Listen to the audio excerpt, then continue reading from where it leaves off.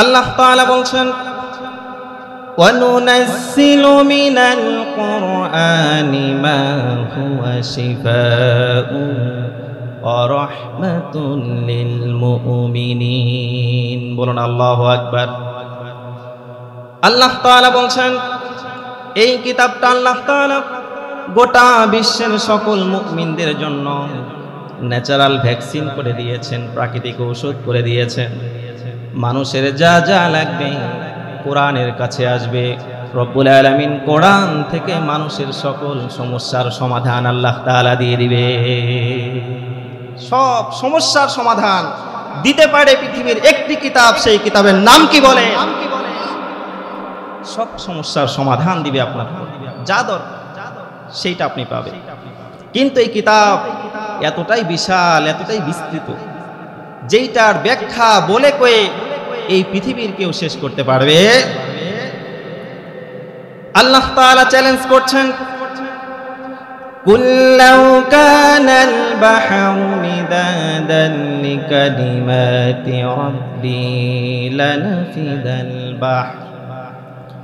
লানাফিদাল বাহরু ক্বাবলা আন তানফাদা কালিমাতু রাব্বি ওয়ালাউ জিনা বিমিসলিহি মাদাদা।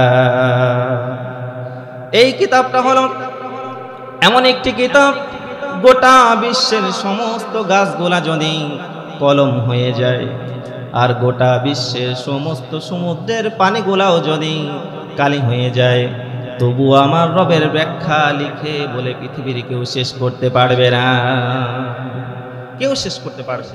এই কিতাব এত বেশি বিস্তৃত। শুধু তাই নয়, আল্লাহ তাআলা অন্যত্র বলছেন শুধু একটি সাগর নয়, যদি 7টি সাগর যুক্ত করা হয় তারপরেও যত কালি হবে এই কালি দিয়েও রবের ব্যাখ্যা লিখে শেষ করা যাবে। আল্লাহ তাআলা বলছেন ওয়ালাউ আন্নামা ফিল আরদি মিন শাজারাতিন আকলাম ওয়াল বাহরু ইয়ামুদ্দুহু মিন বা'দিহি সাব'াতু আবহুরিম মা নাফিদাত কালিমাতুল্লাহ। আল্লাহ তাআলা বলছেন যদি গোটা বিশ্বের সমস্ত সাগরগুলা পানি যদি কালি হয়ে যায়, শুধু তাই নয়, যদি আরো 7টি সমুদ্রের পানিও যোগ করা হয়, তবুও রবের কালামের ব্যাখ্যা লিখে পৃথিবীর কেউ কোনোদিন শেষ করতে পারবে না। সেই কিতাব নিয়ে আজকে আমরা বসছি, সেই কিতাব নিয়ে কথা হবে। এজন্য গোটা পৃথিবীর আস্তিক নাস্তিক যারাই কোরআন নিয়ে চ্যালেঞ্জ করেছে, এই কিতাবের সামনে, কোরআনের সামনে কেউ চ্যালেঞ্জের মোকাবেলায় আদৌ দাঁড়াতে সক্ষম হয়নি, কেউ দাঁড়াতে পারেনি। এই কোরআনটাকে কম্পিউটারের মধ্যেও দিয়ে দেওয়া হয়েছে, 114 সূরার প্রোগ্রাম দিয়ে দেওয়া হয়েছে। বলা হয়েছে কম্পিউটার বলো যে এই কোরআনের মতো কোনো কিতাব পৃথিবীর মানুষ বানাতে পারবে কিনা। কম্পিউটার বলেছে হ্যাঁ, তবে পারবে, তবে যদি কোনো মানুষ 63 অক্টেলিয়ান বার চেষ্টা করে তাহলে হয়তো সম্ভব। বিজ্ঞানের তো মহাকাশ, যে তাহলে তো সম্ভব অন্তত কোরআনের মতো একটা কিতাব বানানো। পরে কম্পিউটার আবার একটু পর রিপ্লাই দিচ্ছে যে 63 অক্টেলিয়ান বার বললাম, এতে খুশি হওয়ারও কিছু নাই। একজন মানুষের জীবনে মিলিয়ন, বিলিয়ন, ট্রিলিয়ন, এরপরে কোথায় রয়েছে অক্টেলিয়ান? এত বেশি দীর্ঘ হায়াত এই পৃথিবীর কোনো মানুষ পাবেও না, আর কোরআনের অনুরূপ একটি কিতাব কেউ তৈরি করতেও পারবে না। আল্লাহু আকবার বলবেন না? কেউ পারবে না। আল্লাহ তাআলা বলছেন কুল লাইন ইজতামাআতিল ইনসু ওয়াল জিন্নু আলা আন ইয়াতু বিমিসলি হাযাল কুরআন। যদি গোটা পৃথিবীর সমস্ত মানুষ এবং জিন জাতি যদি মিলিত হয়ে যায় আর কোরআনের মতো যদি একটি কিতাব তৈরি করতে চায়, গোটা পৃথিবীর মানুষের মেধা শূন্য হয়ে যাবে, তবুও তারা কোরআনের মতো একটি কিতাব কখনোই তৈরি করতে পারবে না। গোটা পৃথিবীর মানুষের মেধা শেষ হয়ে যেতে পারে, কিন্তু এই কোরআনের মতো কিতাব কখনোই কেউ বানাতে পারবে। সম্মানিত হাজির, আমরা সেই কিতাব নিয়ে বসেছি। কিন্তু যেই কিতাব দিয়ে মুসলমানরা সারা বিশ্ব পরিচালনা করেছে, আপনাদের কাছে প্রশ্ন রাখতে চাই, এক বাক্যেই বলবেন সেই মুসলমান আমরা আজ কোরআনের কাছে নাকি অনেক দূরে? আজকে মুসলমানরা গোটা বিশ্বে নির্যাতিত, নিপীড়িত, নিষ্পেষিত, শাসিত। মুসলমানদেরকে যে বাঁচাবে এমন একজন নেতা গোটা বিশ্বে এখন আর খুঁজে পাওয়া কেউ নাই। কিন্তু যদি সেই উমারের মতো একজন আসতো, আমরা আশা করি এমন একজন নেতা আমাদের আবার আসবে, যেই নেতার মাধ্যমে, যেই তারিক বিন জিয়াদের মাধ্যমে মুসলমানরা আবার স্পেন শাসন করবে। আমরা বিশ্বাস করি এমন নেতা আসবে, যেই নেতার মাধ্যমে সুলাইমান নবীর মতো হবে, যে গোটা বিশ্ব শাসন করবে।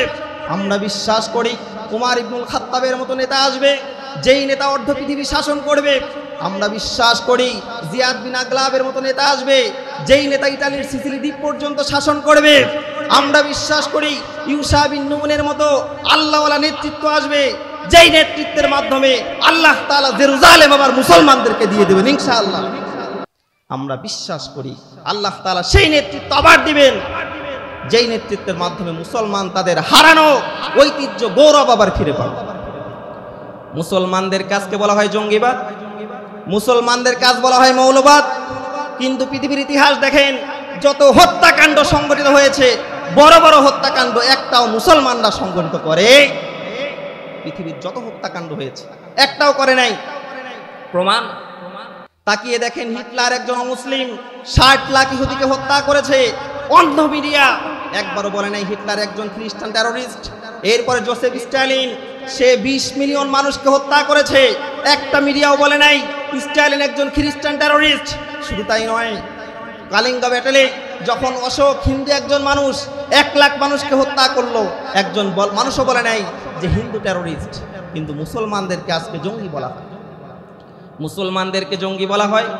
কিন্তু সম্মানিত ভাইয়েরা, ইতালির মুসলিনি 4 লাখ মানুষকে হত্যা করলো, কিন্তু অন্ধ মিডিয়া একবারের জন্য বলে নাই যে মুসলিনি একজন খ্রিস্টান টেরোরিস্ট।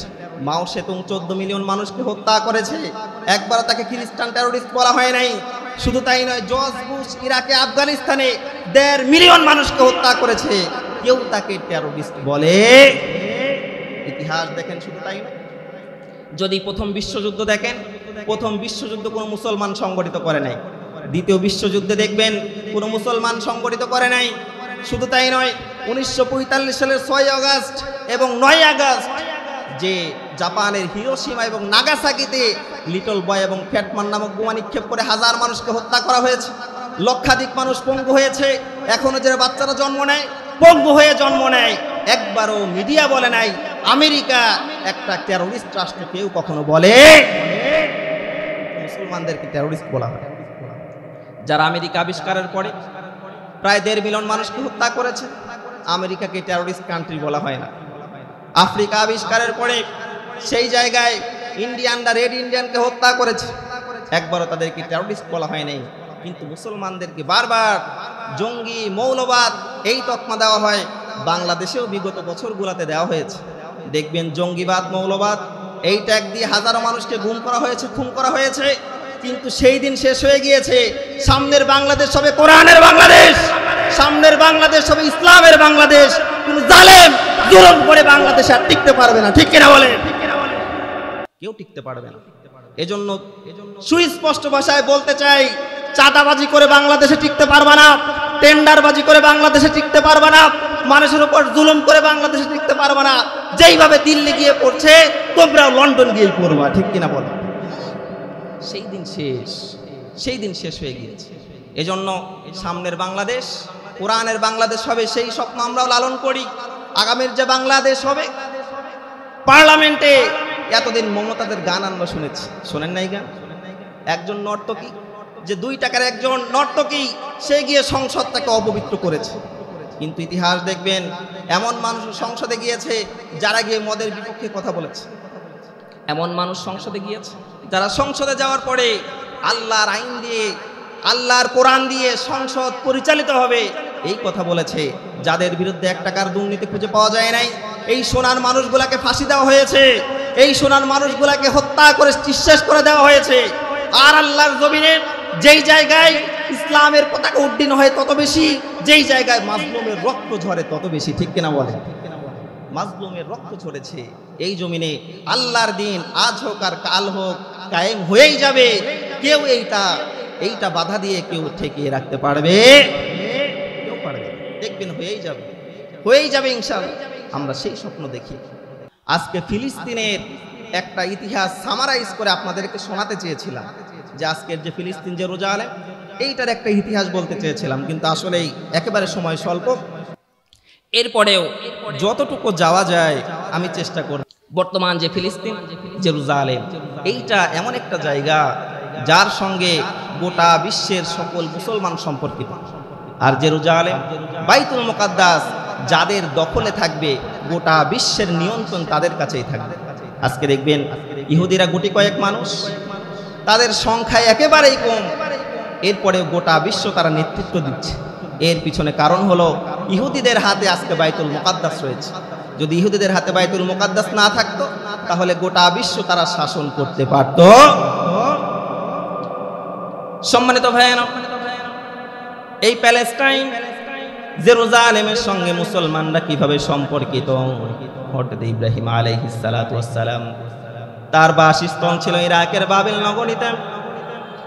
এরপরে তিনি বাবিল নগরী থেকে জেরুজালেম, প্যালেস্টাইন চলে আসলেন, সেই জায়গায় বসবাস করতে লাগলেন। আল্লাহ তাআলা কোরআনে বলছেন, ওয়ানাজ্জাইনাহু ওয়া লূতান ইলাল আরদিল্লাতী বারাকনা ফিহা লিল আলামিন। জোরে বলুন আল্লাহু আকবার।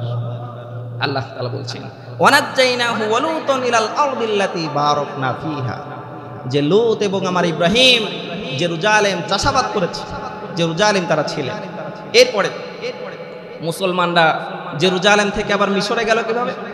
আপনারা জানবেন যে ইব্রাহিম আলাইহিস সালাতু ওয়াস সালামের দুইজন সন্তান ছিলেন। এই মাহফিলটাকে ক্লাস মনে করবেন, আউল ফাউল গান হবে, গজল হবে, এভাবেই শেষ করে যায় না, কিছু শিক্ষা নিয়ে যান। তাহলে যা বলছি মনে রাখেন। ইয়াকুব আলাইহিস সালাতু ওয়াস সালাম এর যে বংশধর, এদেরকেই বলা হয় বানু ইসরাইল বা বনি ইসরাইল বলা হয়। ইয়াকুব আলাইহিস সালাতু ওয়াস সালামের সন্তানের সংখ্যা ছিল 12 জন। আল্লাহ তাআলা কোরআনে কয়েক জায়গায় 12টা গোত্রের কথা বলেছে। 12টা সন্তান ছিলেন, তার মধ্যে একটা সন্তান ছিল যার নাম হলো হযরত ইউসুফ আলাইহিস সালাতু ওয়াস সালাম। আপনারা জানেন ভাইদের চক্রান্তে, ষড়যন্ত্রে তিনি মিশরে বিক্রি হয়ে চলে যান। লম্বা ইতিহাস, এদিকে যাচ্ছি না। এরপরে আল্লাহ তাআলা তাকে মিশরের একটি উচ্চপদস্থ সরকারি জায়গায় নিয়ে যান। সেই জায়গায় বনি ইসরাইল অনেকদিন বাস করার পরে এরপরে ফারাও বংশ, বা আমরা যাদেরকে ফেরাউন বলি, ফেরাউন মনে রাখবেন সে কিন্তু একক ব্যক্তি নয়, অর্থাৎ ওই সময় মিশরে যারা ক্ষমতা পেত তাদেরকে ফারাও বা ফেরাউন বলা হতো। এই যেই ফেরাউনের মমি এখন রয়েছে মিশরের জাদুঘরে, এটাকে বলা হয় দ্বিতীয় রামেসিস বা দ্বিতীয় ফেরাউন, যে এইটার বডি এখন রয়েছে, যার কথা আল্লাহ তাআলা কোরআনে বলেছে যে যার লাশ কিয়ামত পর্যন্ত আল্লাহ তাআলা সংরক্ষিত রাখবেন। আর গোটা বিশ্বের জালেমদের দেখাতে চাইবেন যে আল্লাহর সঙ্গে বিদ্রোহীদের অবস্থা আল্লাহ কি করতে পারেন, এইটা দেখানোর জন্য আল্লাহ তাআলা রেখে দিয়েছে। সম্মানিত ভাইয়েরা, এরপরে ফেরাউন যখন ক্ষমতায় আসলো, বনি ইসরাইলের উপর নির্যাতন করা হলো, জুলুম করা শুরু করে দেওয়া হলো। আপনারা জানেন আল্লাহ তাআলা কোরআনে বলছেন, ওয়া ইয নাজ্জাইনাকুম মিন আলি ফিরআউনা ইয়াসুমুনাকুম সুআল আযাব ইউযাব্বিহুনা আবনাআকুম ওয়া ইস্তাহয়ুনা নিসাআকুম। আল্লাহ তাআলা ফিরআউনের কথা বলছেন, সে একজন এমন জালিম ছিল। সে কি করত? কন্যা সন্তানদেরকে জীবিত রাখত এবং পুত্র সন্তানদের দুনিয়া থেকে বিদায় করে দিত। এই ফিরআউন এত বেশি জুলুম করত। এরপরে মূসা আলাইহিস সালাতু ওয়াস সালামকে আল্লাহ তাআলা পাঠালেন। হযরত মূসা আসলেন, ফিরআউনকে দাওয়াত দিলেন, কিন্তু ফিরআউন তাকে পাকড়াও করার জন্য, মারার জন্য ধাওয়া করলো। ইতিহাস সকলেই জানেন। হযরত মূসা আলাইহিস সালাতু ওয়াস সালাম সমুদ্র পার হয়ে ওই পার চলে গেল। রব্বুল আলামিন ফিরআউনকে পানির মধ্যে ডুবায় ডুবায় মারলেন আর জালিমদের শিক্ষা দিলেন, যারাই আল্লাহর সঙ্গে বিদ্রোহী হয়ে যায় রব্বুল আলামিন তাদেরকে শেষ রক্ষা এভাবেই আল্লাহ তাআলা তাদেরকে ছাড় দেন না। ডুবাই মারলেন, ফেরাউন শেষ। এই পর আসেন এই জায়গায় একটা শিক্ষা। এখন মূসা আলাইহিস সালাতু ওয়াস সালাম ফেরাউন মুক্ত একটি মিশর, কিন্তু মূসা কিন্তু আর ফেরাউনের যে সাম্রাজ্য মিশরে কিন্তু আর ফিরে আসে নাই। কেননা তার টার্গেট আমার যে আদি নিবাস জেরুজালেম, আমার বাপদাদা জেরুজালেম ছিল, সেই জায়গায় আমার যাওয়া লাগবে। এজন্য বনি ইসরাইলকে নিয়ে তিনি ভাবলেন এখন আমি জেরুজালেম যাব, বাইতুল মুকাদ্দাস বিজয় করব। কিন্তু ওই সময় বাইতুল মুকাদ্দাস মুসলমানদের হাতে ছিল, কাফেরেরা বাইতুল মুকাদ্দাসের নিয়ন্ত্রণে ছিল। আল্লাহ তাআলা বনি ইসরাইলকে এইমাত্র এত বড় বিপদ থেকে বাঁচালেন, ফেরাউনের হাত থেকে বাঁচালেন। মূসা বললেন ভাই আমরা এখন চলো যাই, জেরুজালেম আমাদেরকে রক্ষা করা লাগবে, বাঁচানো লাগবে। কিন্তু বনি ইসরাইল জাতি এতটাই নেমখারাম একটি জাতি, তারা বলল হে মূসা এখন যে ক্ষমতায় রয়েছে জেরুজালেম সে শক্তিধর একজন বাদশা, আমরা যদি যাই আমাদেরকে হত্যা করে ফেলবে, তুমি এবং তোমার আল্লাহ গিয়ে যুদ্ধ করো, আমরা বনি ইসরাইল জাতি জেরুজালেম গিয়ে যুদ্ধ করতে পারবো না। কত বড় নেমখারাম একটি জাতি, যাদেরকে আল্লাহ তাআলা এইমাত্র বাঁচালেন ফেরাউনের কবল থেকে, এই জাতি এটি বল। এরপরে তার মূর্তি পূজায় লিপ্ত হয়ে গেল। আপনারা জানেন মূসা আলাইহিস সালাতু ওয়াস সালাম 40 দিন তুর পাহাড়ে ছিলেন, আল্লাহ তাআলা তাকে রেখেছিলেন। এরপরে কিতাব দিয়ে নবুয়ত দিয়ে আল্লাহ তাআলা তাকে পাঠালেন, কিন্তু তারা বলে যে আমরা এই কিতাবকে বিশ্বাস করি না, আমরা এই কিতাবকে বিশ্বাস করব যতক্ষণ না আমরা নিজ চোখে দেখব। তারা বলল وَإِذْ قُلْتُمْ يَا مُوسَى لَن نُؤْمِنَ لَكَ حَتَّى نَرَى اللَّهَ جَهْرًا, হে মূসা যতক্ষণ পর্যন্ত না আমরা নিজ চোখে তোমার আল্লাহকে দেখব ততক্ষণ পর্যন্ত আল্লাহ একজন আছে এটা আমরা বিশ্বাস করব না। নাউজুবিল্লাহ বলে যে আল্লাহকে নিজ চোখে দেখব, নচেত আমরা বিশ্বাস করব না। বলল চলো যাই। তাদের এই হঠকারিতার জন্য আল্লাহ তাআলা গোত্র থেকে যতজন মানুষ গিয়েছিলেন সকলকে আল্লাহ তাআলা তুর পাহাড়ে একেবারে মেরে ফেললেন, নিঃশেষ হয়ে গেল। হযরত মূসা বললেন রব্বুল আলামিন তুমি গোত্র প্রধানদেরকে মেরে ফেলেছো, এখন আমি কিভাবে আমার গোত্রের কাছে ফিরব? আল্লাহ তাআলা তুমি বাঁচায় দাও। আল্লাহ তাআলা বলছেন সুম্মা বা'আসনাকুম মিন বা'দি মাউতিকুম লাআল্লাকুম তাশকুরুন। আল্লাহ তাআলা বলছেন অতঃপর তাদেরকে আমি আবার জীবিত করে দিলাম যাতে করে বনি ইসরাইল জাতি আমি রবের শুকরিয়া তারা আদায় করতে পারে। সুবহানাল্লাহ বলবেন না? আল্লাহ তাআলা শুকরিয়া আদায় করার জন্য মানুষের অনেক স্পেস তৈরি করে দেন। আপনি জীবনে আপনি জীবনে কত গুনাহ করি, আমার আপনার জীবনে কত গুনাহ হয়ে যায়, তবু আল্লাহ তাআলা নিঃশেষ করে দেন না, ধ্বংস করে দেন না। এটা আল্লাহ তাআলার ওয়াদা। আল্লাহ তাআলা বিশ্ব নবীর কাছে ওয়াদা করেছে যে আপনার কওম আপনার জাতিকে একেবারে ধ্বংস করবে না। অন্যান্য জাতি যখনই পাপ করত আল্লাহ তাআলা সাথে সাথে আযাব আর গজব দিয়ে শেষ করে দিত, কিন্তু উম্মতে মুহাম্মাদিকে আল্লাহ তাআলা ছাড় দিবেন, এদেরকে একেবারেই আল্লাহ তাআলা ধ্বংস করে দিবেন না। এটা আল্লাহ রাসূলের সঙ্গে ওয়াদা। এজন্যই আমরা বেঁচে যাই, নচেত যত পাপাচার অনাচার আমাদের দ্বারা সংগঠিত হয় আল্লাহ তাআলা এই জাতিকে ধ্বংস করতে বেশি সময় নিতেন, ধ্বংস করে দিতেন আল্লাহ। এরপরে তারা যখন অবাধ্য হয়ে গেল আল্লাহ তাআলা সিনাই পর্বতের মধ্যে তাদেরকে আটকায় ফেললেন। আটকায় ফেলার পর সেই জায়গায় রব্বুল আলামিন তাদের সঙ্গে কিন্তু জুলুম করতে পারতেন, তাদেরকে হত্যা করতে পারতেন, কিন্তু করেন নাই। তারপরে আল্লাহ তাআলা তাদেরকে নিয়ামত দিয়েছেন। রব্বুল আলামিন আসমানের ছায়া তাদেরকে দিয়েছেন, মেঘমালার ছায়া দিয়েছেন, এবং তাদের খাবারের জন্য রব্বুল আলামিন মান্না সালওয়া নামক জান্নাতি খাবার রব্বুল আলামিন তাদের জন্য জান্নাত থেকে পাঠাতে। সুবহানাল্লাহ বলবেন না? তাদের জন্য জান্নাত থেকে মান্না সালওয়া পাঠাতে। আল্লাহ তাআলা বলছেন ওয়াযাল্লালনা আলাইকুমুল গামামা ওয়া আনসালনা আলাইকুমুল মান্না ওয়াস সালওয়া। রব্বুল আলামিন বলছেন ওয়াযাল্লালনা আলাইকুমুল গামাম, আমি সিনাই পর্বতে তাদের জন্য মেঘমালার ছায়া দিলাম এবং খাবারের জন্য মানওয়া সালওয়া আমি রব্বুল আলামিন তাদের জন্য জান্নাত থেকে পাঠিয়ে দিলাম। সুবহানাল্লাহ। যে মান্না সালওয়া তাদের জন্য আমি আল্লাহ তাআলা পাঠালাম। শুধু তাই নয়, বনি ইসরাঈলের আগেই বলেছিলাম 12টি গোত্র ছিল। রব্বুল আলামিন 12টা গোত্রের যেন কলহ না হয়, দ্বন্দ্ব না হয়, এজন্য আল্লাহ তাআলা 12টি ঝর্ণা তৈরি করে দিলেন, যেন সেই ঝর্ণায় তারা গোসল করতে পারে, পানি পান করতে পারে, নিত্য প্রয়োজনীয় কাজ করতে পারে। এজন্য আল্লাহ তাআলা ঝর্ণা দিয়ে দিলেন। আল্লাহ তাআলা বলছেন, ওয়াইদ ইসতাসকা মূসা লিকওমিহি ফাকুলনা দরিব বিআসাকাল হাজার ফানফাজারাত মিনহু ইসনাতা আশরাতা আইনা। আল্লাহ তাআলা বলছেন, মূসার জাতিকে আমি আল্লাহ তাআলা 12টা ঝর্ণা ধারা দিয়ে দিলাম, যেন বনি ইসরাইল জাতির কোনো কষ্ট তারা না পোহায়। সুবহানাল্লাহ বলেন। এই জাতি কতটা নেমক হারাম আরেকটু পরে বুঝতে পারবে যে আল্লাহ তাআলা এত কিছু তাদেরকে দিচ্ছেন, এরপরেও এই জাতি কতটা অকৃতজ্ঞ। মান্না সালওয়া দিলেন, কিন্তু তারা বলে যে এক খাবার আর খাবো না। লান নাসবিরু আলা তুআমিন ওয়াহিদিন ফাদউ লানা রাব্বাকা ইখরিজ লানা মিম্মা তুমবিতুল আরদ ওয়া কিসতাইহা ওয়া ফুমিহা ওয়া আদাসিহা ওয়া বাসালিহা।